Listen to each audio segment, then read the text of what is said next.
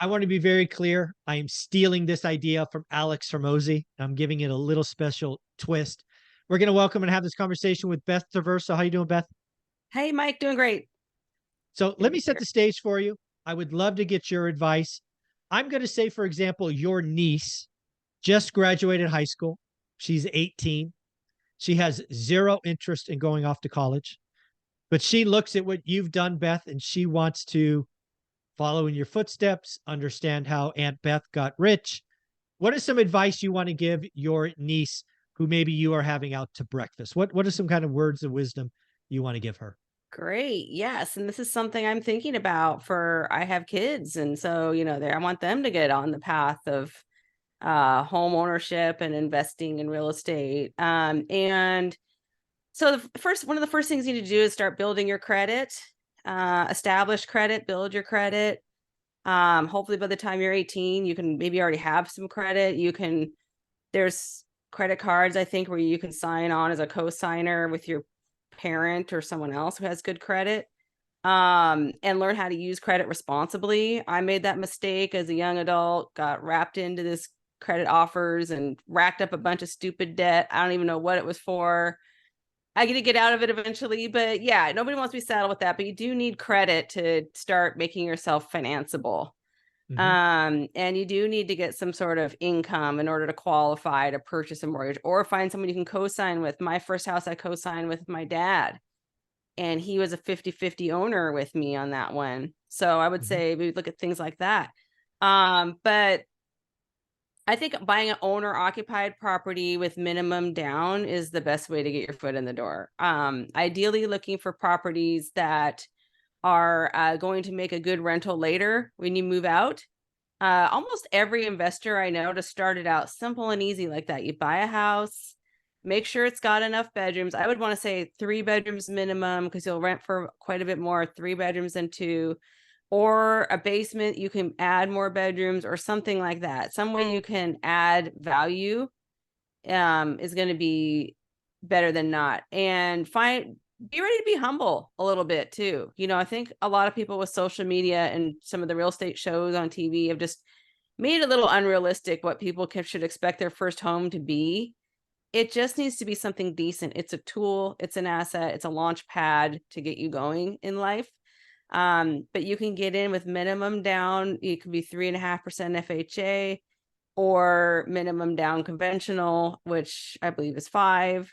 And get in there and find a way to house hack it with some roommates, Mm-hmm. or if it's a way you can section off a part of the house and have a door between you and them, so you can have your privacy. That's what I did. Find ways you can even like rent the garage. You have a detached garage, you can rent that garage.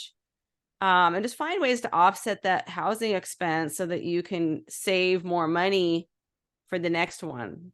Because ideally within 1 year of owner occupying, you could then look to purchase another owner occupied property and just rinse and repeat. And honestly, that's what I did. I didn't do any crazy fast scaling or anything like that. It was really just like the one rental at a time philosophy of just plugging away and over time. And then if you are able to add value and get more equity in the property, sometimes you can do, while you're still owner occupied, you can do a cash out refi or get a HELOC. And then maybe after you move, because it's easier to get those financing tools when you're owner occupying than when it's non-owner occupied, move out. You can sometimes use that funds from the equity. Be very careful with this, okay? Don't over leverage yourself. We won't get into that in this video, but you want to be practical about this. But you can use the equity sometimes from the one house to buy the next house. And that's what I did for several years. That's how we did it. We just kind of piggybacked one house into the next one and did that 2-3 times or so. And then we just chilled for a while. That was when the housing market crashed. And so we rode that out, but we had enough reserves and everything and cash flow from the rentals that we did not have to lose anything to foreclosure. Our owner occupied payment was covered by the cash flow from the rentals. So we're pretty well insulated from that if you do it right. The other thing I would say is make sure you have reserves too, because you don't want a broken furnace to Yeah. bankrupt you. So, Yeah. I think there's a couple of things when I think about a niece at 18 that I love building credit where you started with that. The other thing I would probably recommend that she did is consciously live below your means. You're 18, you're probably working. I don't know what you're making or what they make today, but I would probably have a separate account where I quote unquote pay myself first. And what does that mean to an 18-year-old? That means once your check is deposited, take $100 or 150, whatever is comfortable, move it to this other account that you don't use for anything but potentially investing, yeah. right? And do that immediately. I think there's a lot of money habits that are I earn money, I pay all my bills, I invest what's left. I think the sooner you learn money in, money over, and live on the rest, the better. I think you're right. House hacking, whether it's units or roommates, is a wonderful goal. Like if you're at 18 and you're putting a little money away, depending on where you live in the country, you could have enough savings in 12, 18, 24 months. You could be a homeowner at 20, which Mm-hmm. is outstanding. Mm-hmm. Um, it's not a get rich quick. Don't chase easy money. Don't increase your lifestyle. But one thing I did want to ask you about this is, again, high school graduate, not interested in college. Do you recommend people become real estate agents? Do you recommend they become employees? How does somebody take a evaluation to know that maybe one or the other is right for them? Right. So if somebody's going to go into real estate sales, that can be a great way to earn money to invest. The vast majority of real estate agents don't do that, but I think they should. Thankfully, Mhm. somebody kicked my butt and pointed me in the right direction early. I had a couple people doing that, thank goodness. But if somebody's going to go into that field, you have to be ready to treat it like a business. It's too easy when nobody's telling you what to do to just slack off and do nothing. Right. The people who are successful are people that are really doing the hard work. And a lot of it is you'll work very hard and not get paid at all. But you're learning, you're building your systems, and you need to find the right mentors, and you got to really get in there and focus. Um, and we could do a whole video series about that, so I won't go too deep on that today. But you have to be ready to do that, and not everybody is wired that way. But those that are, it's a fantastic way to get funds to invest, and build a business that you control and you own, and you can scale it or not as much as you see fit. So and it can provide, even if you're done right, can even provide passive income for you later. So um but for some people, they need the structure of somebody telling them what to do, and they need to clock in at 9 and out at 5 or whatever. They need that.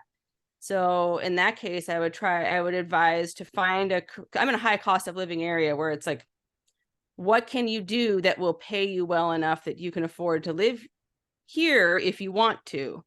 Mhm. Otherwise, you'll have to move somewhere else just because the cost of living is so high. And I know where you are in the Bay Area, it's the same thing. And not everybody is a software engineer or can be a software engineer. So you'd have to think about other things. And right now I'm thinking things like service industry. Like if you could be an electrician and open your own company, or, you can make big money doing things like that. But that's, again, you have to be ready to have that business owner mindset. Yeah. But even for starters, if somebody's 18, they can go into the trades of any kind and make good money without, and just forego the whole 4 years of college and racking up the debt. I never went to college, so I don't know anything different. So, Mhm. uh, but I am glad I wasn't saddled with a lot of student debt coming out of the chute. That gave me Yeah. a lot more freedom, I think.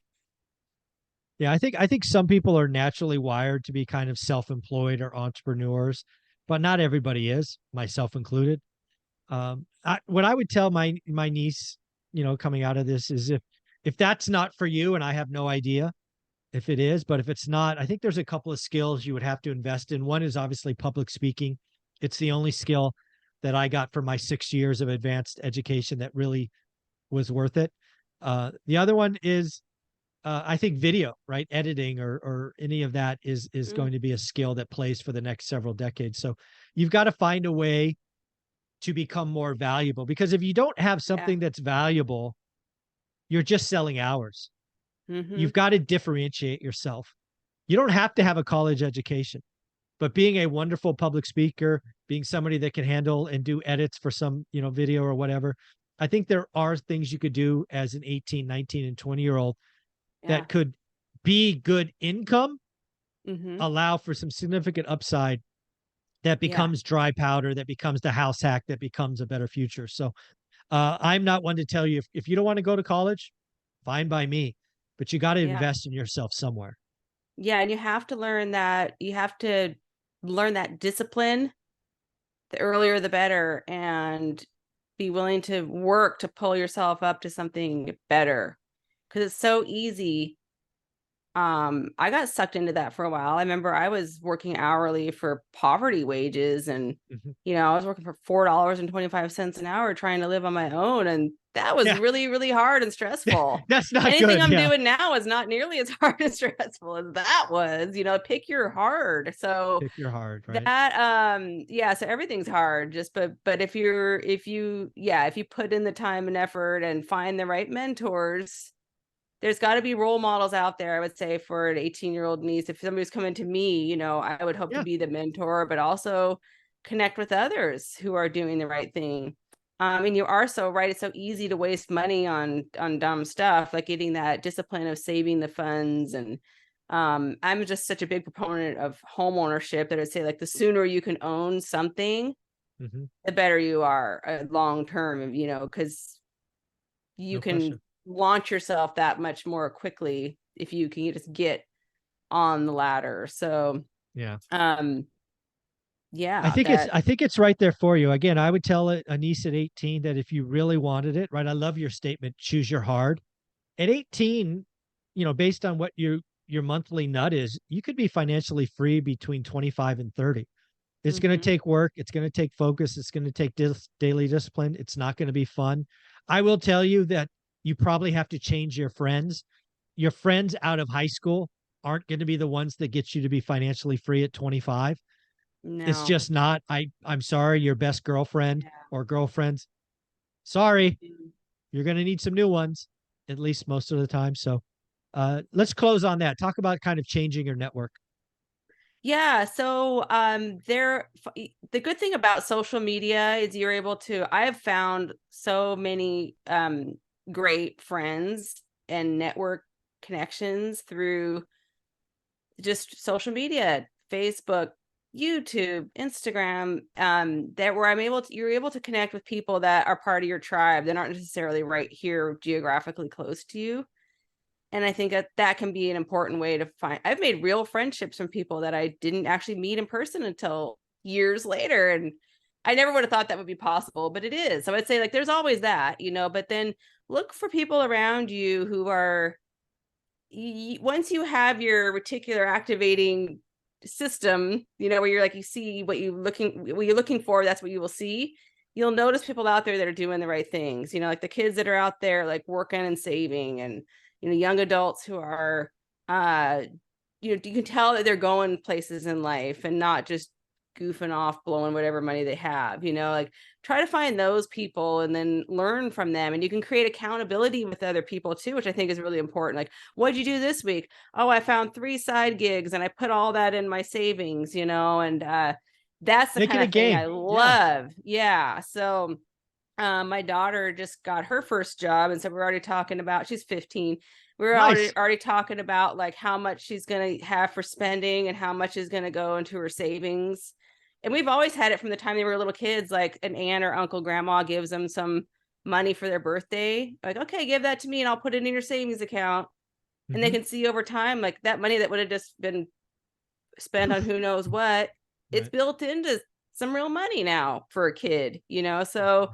um just yeah, I find as a parent, or in this case as an aunt, or anybody who's being a mentor, just to point out the everyday things where it's like, we could be doing this, but instead we're choosing to do this, and here's why, and this is what it will mean for you later, and here's the things you need to think about when you're spending your money or setting up your financial future.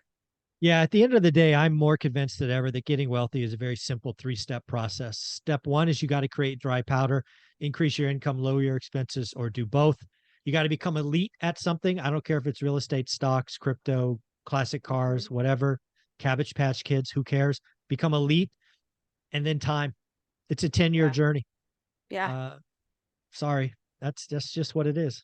Yeah, and it's you know what? It's exciting along the way, the little steps that you, but I don't know what, for me it's like we had a busy time in the beginning, and then the crash, the real crash happened, which, you know, not this whatever, yeah, but the actual real crash from 2008 to 2012. There was a 10-year period where I didn't buy any real estate, and I was holding on to, I was in preservation mode, and then I Yep. built back my real estate business from scratch to better than ever. So there's like, even when it feels like you're not making progress, you actually are, because I was like fortifying the base, getting more Yep. resilient. Years went by, you know, but time goes by anyway, right? Like you're going to Yeah. be 5 years older in 5 years, no matter what you do. And Yeah. if you set up the right building blocks, this would be for my niece or anyone, you know, I would say just like make sure everything you're doing is consistent with the goal you want later. Like I know when I was rebuilding my real estate business, I decided the type of business I wanted. I made sure every decision I made, is this consistent with that goal? And if it was, then I was for it. And if it wasn't, it got tossed out. So There you you just go. got to keep that filter, and just know that these little steps along the way, and the faster you can get away from being just working but for hourly pay, I think is really key. Yeah. So I agree. At the end of the day, what I would tell my 18-year-old niece is you're going to be 25 in a heartbeat, 30, 35. It gets harder, right? The easiest time to earn financial freedom is when you're 18 and you're not spending. You haven't, life hasn't happened. So get mhm. after it now, because it only gets harder from here. Beth, if somebody Yeah. wanted to reach out, see what's what, maybe get a referral to a top 1% agent in their market, how should they do that? Yeah, so my website, bethtraversogroup.com, or you can reach out to me on social media at Beth Traverso. Awesome. Thank you so Okay. much. Thank you.